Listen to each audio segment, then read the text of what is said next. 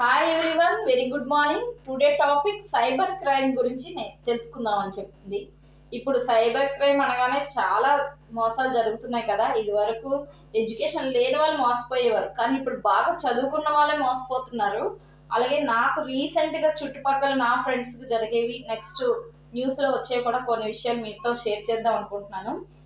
ఒకటి ఫస్ట్ది, నా ఫ్రెండ్ అండి, బెస్ట్ ఫ్రెండ్. ట్రైన్ ఎక్కింది ఇక్కడికి వద్దామని చెప్పి, ఒక ఊరు వెళ్దామని చెప్పి.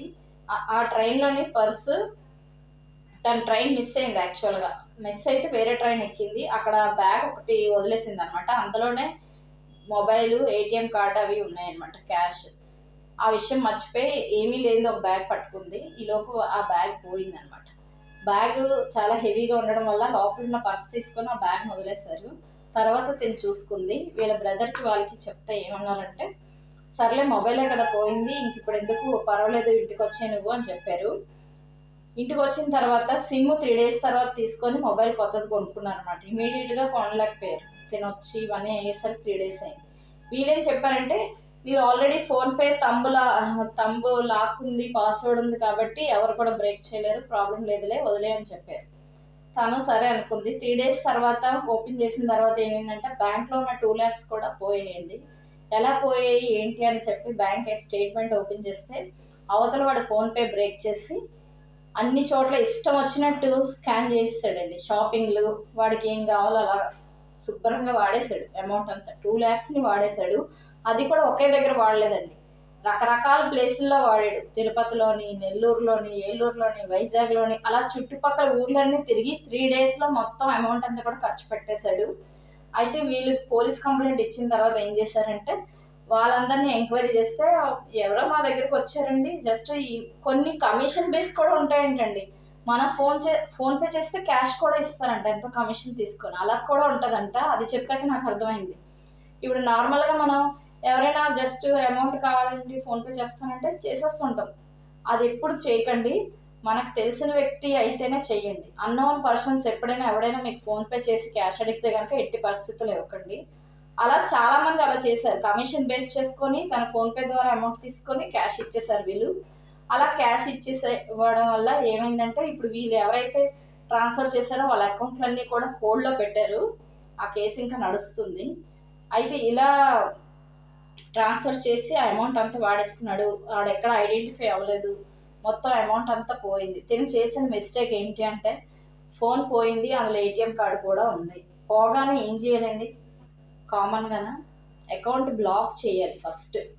అది చేయలేదు. ఇంట్లో వాళ్ళు కూడా సజెషన్ ఇవ్వలేదు. సర్లే ఏం అవ్వదు, నీ లాక్ అది ఉంది కదా, ఏం అవ్వదని చెప్పారు. ఎంతో కష్టపడి దాచుకున్న 2 lakhs చిట్టి పాడి వేసుకుందంట, ఆ అమౌంట్ అంతా పోయిందండి. ఇదొకటి ఇలా జరిగింది. ఎప్పుడైనా కానీ మీ మొబైల్, ఇప్పుడు ప్రతిది కూడా మొబైల్లోనే కదా ఉంటుంది. మొబైల్ పోగానే బ్యాంక్కి కాల్ చేసి బ్లాక్ చేయాలి.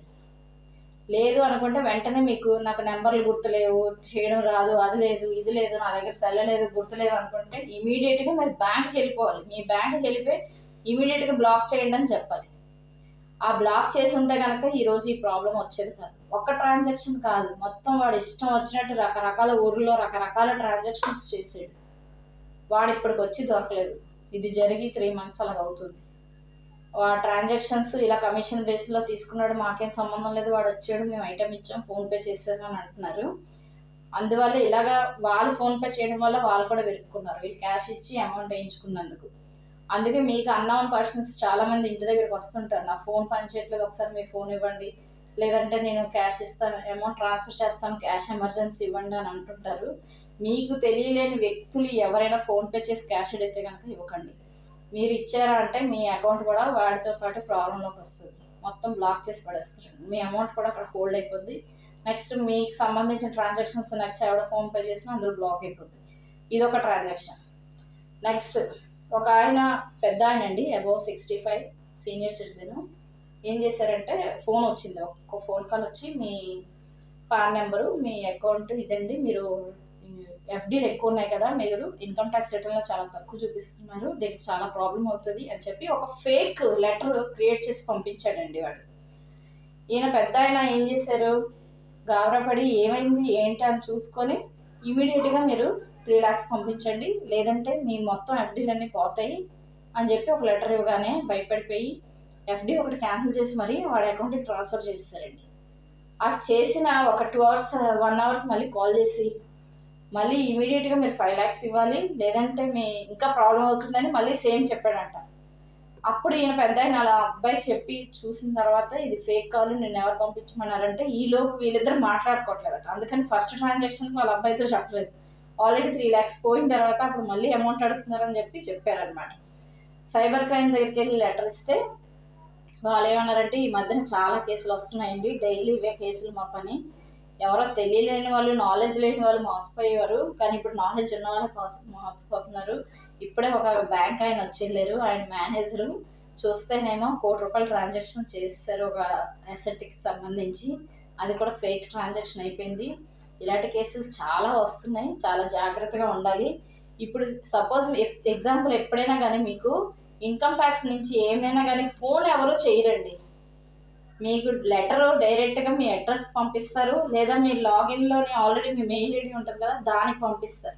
ఇన్కమ్ ట్యాక్స్ డిపార్ట్మెంట్ నుంచి లెటర్ వస్తుంది, లెటర్ రూపంలో మీరు అటెండ్ అవ్వాలి తప్ప ఇమీడియట్గా ఎవరు కూడా నాకు అమౌంట్ పంపించి అని చెప్పి ఎవరూ చెప్పరు.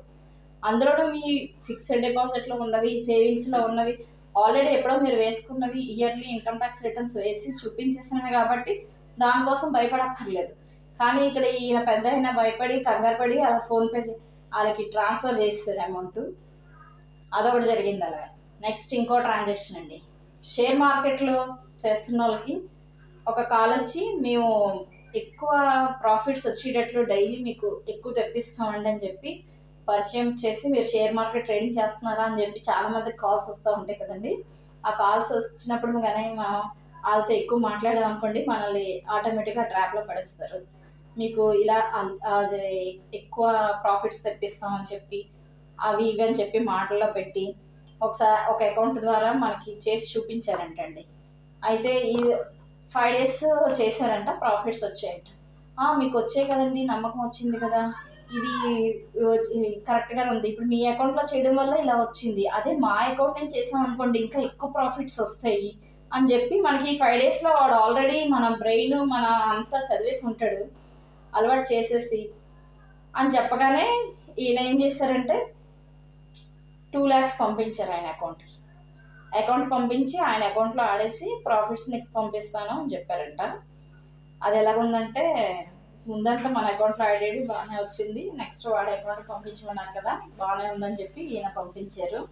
పంపించిన తర్వాత ఇమీడియట్గా ఆడ ఫోన్ స్విచ్ ఆఫ్, ఆడ అకౌంట్ నెంబరు ఐఎఫ్ఎస్సి కోడ్ ఇచ్చాడు కదండి, దానికి కంప్లైంట్ ఇస్తే అకౌంట్కి కంప్లైంట్లో అలా ఒక్కసారిగా అయిపోదు కదండి, ఇలాంటి కంప్లైంట్స్ చాలా వస్తుంటాయి. దాన్ని ఎంక్వైరీ చేస్తే వాడు ఆ అడ్రస్లో లేడు, అకౌంట్ కూడా క్లోజ్ అయిపోయిందని చెప్పారటండి. అకౌంట్ నెంబరు ఐఎఫ్ఎస్సి కోడ్ అవతల వాడికి మనం పంపించామంటే దాని అర్థం ఏంటండి, వాడు ఇంటి అడ్రస్, వాడు ఆధార్, పాన్ అన్ని బ్యాంకుల దగ్గర ఉంటాయినా కదా, ఈజీగా వాడు లేడు, ఎస్కేప్ అయిపోయాడని చెప్పారట. అంటే ఈ అమౌంట్ పోయినట్టే. ఇవి ఇలా నా చుట్టుపక్కల లాస్ట్ మంత్లో ఇలా 2 months బ్యాక్ ఇలా జరిగాయి అనమాట. చాలామంది ఫోన్ రాగానే మాట్లాడి లేడిపోయిన ఇన్ఫర్మేషన్ అంతా వాడికి ఇస్తారు. నెక్స్ట్ ఇంకోటి వచ్చిందండి, ఏం చెప్పారంటే మీ ఆధార్ తోటి వేరే ఫోన్ నెంబర్ ఉన్నాయండి, 2 ఫోన్, ఆ ఫోన్ నెంబర్ ఇప్పుడు ప్రాబ్లంలో ఉంది, మిమ్మల్ని అరెస్ట్ చేస్తారు, అదేంటంటే ఈ డ్రగ్స్ మాఫియాలో మీ నెంబర్ ఇరుక్కుంది, మీ పేరు మీదే ఉందండి, కావాలంటే చూడండి, మీ ఆధార్ నెంబర్ ఇదే కదా, దీంతో ఇంకో నెంబర్ ఉంది, ఇది మీరు వాడుతుంది, ఇంకొక నెంబర్ కూడా ఉంది, మీకు తెలియకుండానే ఇంకో నెంబర్ క్రియేట్ అయింది, ఇది మాఫియాలో చిక్కుకుంది అని చెప్పి ఫోన్ చేస్తారండి. ఇలాంటివి కూడా చాలా ఎక్కువ వస్తున్నాయి ఈ మధ్య, రీసెంట్గా ఎక్కువ వస్తున్నాయి ఇవి. మీరు వచ్చింది అనగానే అమ్మో నా మీద కేసులు ఉన్నాయి, ఏదో ఫోన్ నెంబర్ అయిపోయిందంట, ఎలాగా ఏంటి అని కంగారు పడిపోకండి. ఫస్ట్ మన పేరు మీద ఎన్ని ఉన్నాయో చేసుకోవడానికి గూగుల్లో ఉన్నాయి కదా తెలుసుకోవడానికి, మన ఆధార్ నెంబర్తో ఎన్ని ఫోన్ నెంబర్లు ఉన్నాయి చూస్తే నాకు ఆ ఫోన్ ఆయన చెప్పగానే ఫస్ట్ మీరు మీ ఫోన్ తోటి ఎన్ని ఉన్నాయో చూడండి ఆధార్ నెంబర్తో చూస్తే, లేదంటే నాది ఒక్కటే కనపడుతుంది యాక్టివ్లో అని అన్నారు. మరి అలాంటప్పుడు మీరు ఎందుకండి కంగారు పడ్డాం, మీరేం రియాక్ట్ అవ్వకండి, వాడికి ఏం ఫోన్ చేయకండి అని చెప్పాను. అయితే ఇలా కూడా చెప్తారనమాట, ఇలాగా మీరు ఆ కేసులో డ్రగ్స్ మాఫియాలో ఇరుక్కున్నారు, అక్కడ స్ట్రక్ అయిపోయింది, మీకు 2 ఫోన్ నెంబర్స్ ఉన్నాయని, అలా కూడా మోసాలు జరుగుతున్నాయి. సో సైబర్ క్రైమ్ ఇది ఎవరు తెలియలేని వాళ్ళు, నేను చాలా తెలివైన వాడిని, నేను ఎవరి దగ్గర మోసపోను అని అనుకోకండి. ఎంతో తెలివైన వాళ్ళు కూడా మోసపోతున్నారు. కాబట్టి జాగ్రత్తగా ప్రతి ఒక్కరు ఉండండి. మనం డబ్బుని ఎంతో కష్టపడి సంపాదిస్తాము, దాన్ని కరెక్ట్గా యూటిలైజ్ చేసుకోవడం కూడా చాలా ఇంపార్టెంట్ అండి. నా దృష్టిలో కష్టపడడం 100% అయితే దాన్ని సేవ్ చేయడం కూడా 100% ఎఫెక్ట్స్ పెట్టాలి. మనం కష్టపడి సంపాదించిన ప్రతి రూపాయి కూడా ఇలాగ అనవసరంగా పోతే కనుక మనకి ఎవరు తిరిగి ఇవ్వరు. మన అవసరానికి ఎవరైనా అమౌంట్ ఇస్తారా? ఇవ్వరు కదండి. ఇలాగా మనం ఫేక్ వాటిల్లో పడి అనవసరంగా స్ట్రక్ అయిపోయి ఉన్న అమౌంట్ని పోగొట్టుకోకండి. నెక్స్ట్ ఇవన్నీ జరగడం వల్ల ఫ్యామిలీస్లో డిస్కస్ చేయలేరు. ఈ అమౌంట్ పోయిందని ఇంట్లో చెప్తే ఇంకేముందా, అలా చెప్తే ఇంకా వాళ్ళకి అంతే అయిపోతుంది. అందుకని చెప్పి ఆడిటర్లకు చెప్పుకొని బాధపడుతుంటారు పాపం ఇలాంటి కేసులన్నీ కూడా.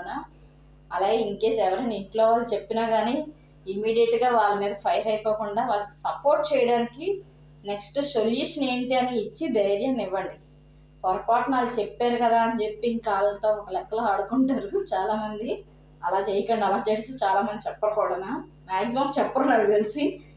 ఒకవేళ చెప్పారు అంటే కనుక దానికి సొల్యూషన్ వెతకండి తప్ప ఈ పోట్లాడుకోవడం వద్దనమాట. చాలామంది బయటికి చెప్పుకోలేక ఇలా అమౌంట్స్ పోగొట్టుకొని బాధపడే వాళ్ళు చాలా ఎక్కువ మంది ఉన్నారు. కనుక జాగ్రత్తగా ఉండండి. ఏ ఫోన్ వస్తే ఆ ఫోన్లో లిఫ్ట్ చేసి ఎవరో మాట్లాడుతున్నారు కదా అని మాట్లాడకండి. మీ ఇన్ఫర్మేషన్లు అనవసరంగా ఎవరికి చెప్పకండి. ఎవరిని పెడితే వాళ్ళు నమ్మేసి ఇన్ఫర్మేషన్ అంతా వాళ్ళకి ఇచ్చేశారు అంటే మీ అమౌంట్ ఖాళీ అయిపోతుంది. జాగ్రత్తగా ఉండండి. అలాగే లోన్స్ యాప్లు అని చెప్పి వస్తుంటే ఆ యాప్ల్లో లోన్లు ఏవి తీసుకోకండి. మ్యాక్సిమం సేఫ్గా ఉండండి. Thank you for watching. Please share and subscribe for more videos.